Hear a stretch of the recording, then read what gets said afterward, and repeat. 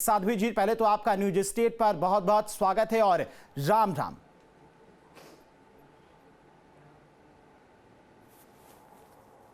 राम राम राम जी, राम राम जी, नमस्कार जी। साध्वी जी, देखिए तारीख बहुत नजदीक आ चुकी है, 22 जनवरी। 500 वर्षों का इंतजार खत्म होने वाला है और पूरे देश में इस वक्त जो माहौल है, जो उत्साह है, वो देखते ही बन रहा है।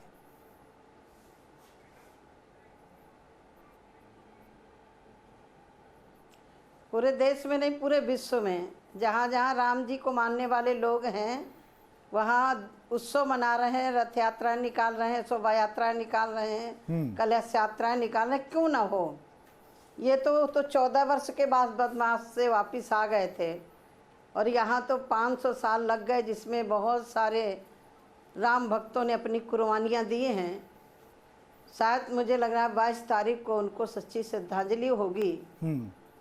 मेरा सौभाग्य रहा है कि इस पुण्य काल में विश्व हिंदू परिषद के माध्यम से मुझे भी इसमें सेवा का अवसर मिला। और जब लोग हमसे पूछते थे कि राम मंदिर कब बनेगा, विपक्ष कहता था रामलला हम आएंगे, मंदिर वहीं बनाएंगे, तारीख नहीं बताएंगे। अब तो रामलला का मंदिर भी बन गया, गृह प्रवेश भी होने जा रहा है। अब विपक्ष को लग रहा है कि राजनीति कर रहे, भाई यही तुम कर लेते, हम तुम्हारा सहयोग देते थे। हमने तो किसी को मना नहीं किया, राम सबके हैं तो सबको उसमें भूमिका निभानी चाहिए, राजनीति नहीं होनी चाहिए। और दुर्भाग्य इस देश का कि जब माननीय भारत का अपना स्वाभिमान का एक राम मंदिर बना तो उसमें सबको गर्व होना चाहिए, किसी को राजनीति नहीं करनी चाहिए। मेरे राम तेरे राम नहीं, राम सबके हैं। लेकिन उसमें भी अब राजनीति शुरू हो रही है। यदि श्री राम जन्मभूमि ट्रस्ट निमंत्रण कार्ड नहीं देते तो यही लोग कहते कि हमें निमंत्रण नहीं दिया गया, नहीं तो हम आते। अब जब निमंत्रण कार्ड पहुंच गया तब सवाल खड़ा करने की भारतीय जनता पार्टी राजनीति कर रही है। अरे उस पूरे मैटर को तो श्री राम जन्मभूमि ट्रस्ट देख रहा है। बिल्कुल। अब ट्रस्ट जिसको निमंत्रण दे रहा है तो उसको पहुंचना चाहिए। लेकिन क्यों पहुंचेंगे? वो तो राम को नकारने वाले लोग हैं ना, राम सेतु को नकारने वाले लोग हैं, वो क्यों पहुंचेंगे? लेकिन इस आनंद की घड़ी में मैं ज़्यादा किसी पर टीका टिप्पणी नहीं करना चाहती। मैं तो इतना ही कहना चाहती हूँ, हे प्रभु, ये शुभ अवसर, बहुत सारे लोग अपने प्राण त्याग के चले गए। बिल्कुल साध्वी जी, इतना बड़ा ये मौका है और इस तरह का उत्साह पूरे देश भर में है। किसी ने इससे पहले इस तरह का उत्साह, इस तरह की खुशी और इस तरह से अयोध्या नगरी को सजाया जा रहा है कि जो भी वहां पर पहुंच रहा है वहां के अलौकिक दृश्य को देखकर स्तब्ध हो जा रहा है। खुशी साफ तौर पर मन में, चेहरे पर हर तरफ दिखाई दे रही है। आपकी तरफ से प्राण प्रतिष्ठा को लेकर किस तरह की तैयारी की जा रही है?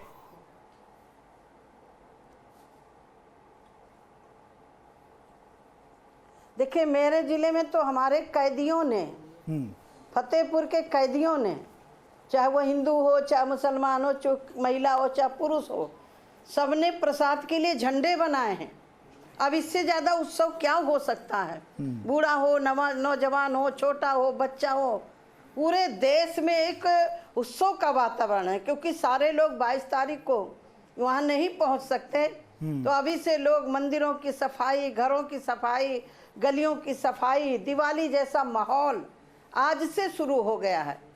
जैसे दशहरा से दिवाली का माहौल शुरू हो जाता है, मुझे लग रहा है कि 16 तारीख से जब से रामलला का वहाँ अनुष्ठान शुरू हुआ, पूरे देश में अपने अपने स्तर से लोग अनुष्ठान शुरू किए हुए हैं। मैं आज फतेहपुर में हूँ, मुझे जेल की तरफ से सूचना आई है, कैदियों की तरफ से, कि हमारे बैग बनाए हुए भक्तों के प्रसाद के लिए ये बैग अयोध्या जरूर पहुँचने चाहिए। तो आप इससे समझ सकते हैं कि जो जेल में बंद है वो कहते हैं हम रामलला के प्रसाद के लिए झंडे बनाएंगे, हम नहीं जा सकते वहाँ। तो इससे आप समझ सकते हैं कि बिल्कुल यही तो इस देश की बहुत खूबसूरत तस्वीर है कि इस वक्त साध्वी जी हर कोई राममय खत्म हो रहा है। चाहे वो जेल में बंद कैदी हो, डॉक्टर हो, पेशा अलग हो, लेकिन हर कोई आज राममय दिखाई दे रहा है। साध्वी जी, ये संघर्ष बहुत लंबा रहा है, 500 वर्षों तक संघर्ष चलता रहा मंदिर के लिए। कई पीढ़ियां खत्म हो गई, कई कार्य सेवकों ने अपना बलिदान दे दिया, लेकिन आज हम लोगों के सामने प्रभु श्री राम अपने मंदिर में विराजमान हो रहे हैं। आपके सामने प्रभु श्री राम मंदिर में विराजमान हो रहे हैं। कितना भाग्यशाली आप अपने आप को मानती?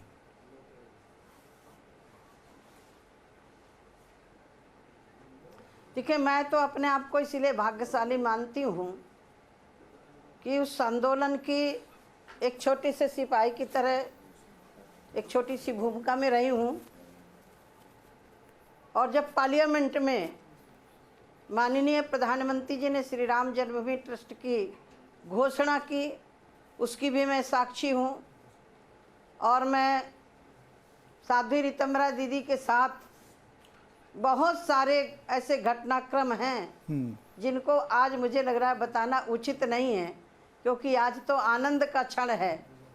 मध्य प्रदेश में आधी रात में दिग्विजय सिंह की सरकार ने वहाँ से गिरफ्तार किया था और जंगल से ला करके ग्वालियर के जेल में बंद किया था। शायद ऐसे बहुत सारे घटनाक्रम हैं जिनका जिक्र करेंगे तो घंटों लग जाएंगे, लेकिन इस आनंद के क्षण में मुझे रामायण की चौपाई याद आ रही है।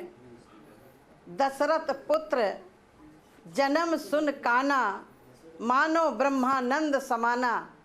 यानी आनंद नहीं, ब्रह्मानंद, परमानंद, इससे बड़ा कोई और आनंद नहीं हो सकता है।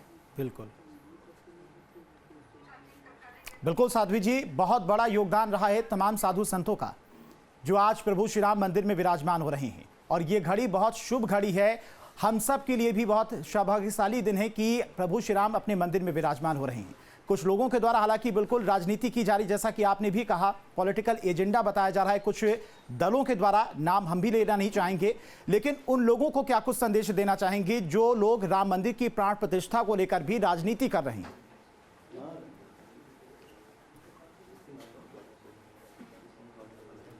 मुझे लग रहा है कि इसमें राजनीति नहीं होनी चाहिए, क्योंकि श्री राम जन्मभूमि ट्रस्ट ने के सदस्यों ने तो इसको राजनीति नहीं, सबको निमंत्रण दिया है।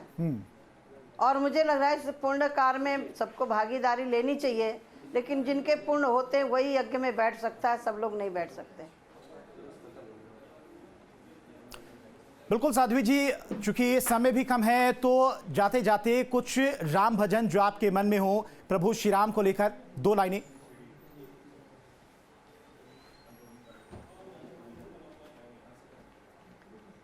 मेरा तो इतना है कि जैसे सबरी राम की प्रतीक्षा में पूरा जीवन व्यतीत कर दिया था, वैसे ही 42 साल साधुता का मेरा भी जीवन बीता है। कब आएंगे मेरे राम, ये प्रतीक्षा करते करते 22 तारीख को घड़ी आ रही है जब राम लला अपने गर्भगृह में प्रवेश कर रहे हैं। सिय राम मैं सब जग जानी, करहूँ प्रणाम जोर जुग पानी। से पूर्ण घड़ी में, इस आनंद की घड़ी में सबको सम्मिलित होना चाहिए। अपने घरों में दीपक जलाने चाहिए, हवन करना चाहिए, पूजा पाठ करना चाहिए, क्योंकि जब अच्छे काम होते हैं तो विघ्न डालने वाले भी बहुत होते हैं। इसीलिए पूजा के अनुष्ठान में गोस्वामी जी महाराज जब रामचरितमानस लिख रहे थे तो जहाँ उन्होंने देवी देवताओं का आह्वान किया, वहीं भूत प्रेत प्रचार सबका निमंत्रण दे करके कि कोई बाधा ना पहुँचे। इसलिए 22 तारीख का जो रामलला का मंदिर बन करके तैयार है, जिसमें रामलला अपने गर्भगृह में प्रवेश कर रहे हैं, ईश्वर से प्रार्थना करती हूँ, भगवान भोलेनाथ जी से प्रार्थना करती हूँ, क्योंकि भोलेनाथ जी राम जी के इष्ट हैं और राम जी के भोलेनाथ जी इष्ट हैं।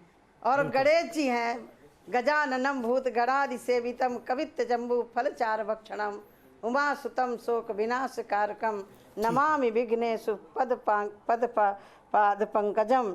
इसलिए वक्रतुंड महाकाय सूर्य कोटि समप्रभा निर्विघ्नम कुरु मे देव सर्व कार्येषु सर्वदा। चलिए ठीक है, इसी के साथ साध्वी जी, चूंकि समय कम है, अपना कीमती समय देने के लिए आपका बहुत बहुत शुक्रिया। राम राम।